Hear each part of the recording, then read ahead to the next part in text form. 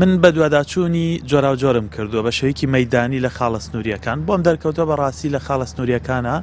گەندەڵی و پۆخڵەوات و سەرانەوەرگرتنێکی زۆر هەیە ژمارەیە کۆمپانیا لەوێدانراون کە ئەسڵەن ئەو ئیشەی ئەیکەن حکوومەت دەتوانێت خۆی بیکە و کۆمپانیەکان بە نایاسایی کارەکەن و احتیکار و قۆرخکاریە کۆمپانیەکان زۆرینیان حیزبین و بۆ حیزبەکانی دەسەڵات کارەکەن و بە شێوەیەکی ساڵانە و بەردەوام بۆیان درێژەکرێتەوە بە کێبڕکێ نییە و زۆرینەی پارەکەش بۆ کۆمپانیەکان خۆیانە بە مەزەندەی من ئەو پارەی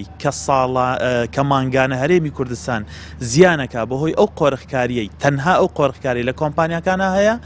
مانگانە 50 ملیار دیناری مانگانەیە و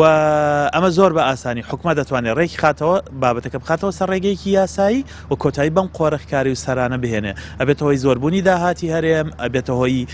باشتر بەڕێوەبردننی خاڵە گومریەکان و ئەبێتە هۆی جموجوڵی زیاتری بازرگانیش تەنانەت بەڵام دەواازە نێودەوڵەتیەکان شادەماری ئابووری هەم هەرێمی کوردستان هەم تورکیا و هەم ئێرانیشن یعنی پەیوەندیەکە دوولانەیە سەیرە وڵاتێکی وەکو تورکیا احتیماتێکی گەورەی لەسەر گومرگی ئیبراهیم خەلیلە ئێران لەسەر گومرگەکانی خۆی ئەی بۆ هەرێمی کوردستان داهاتی گومرگەکانی هێندەکەمە ئەو بەهۆی ئەو گەندەڵی و قۆرخکاری و سەرانە وەرگرتنەوەیەکە هەردوو حیزبی دەسەڵات لە ڕێگەی کۆمپانیەکانەوە پەیڕەویەکەن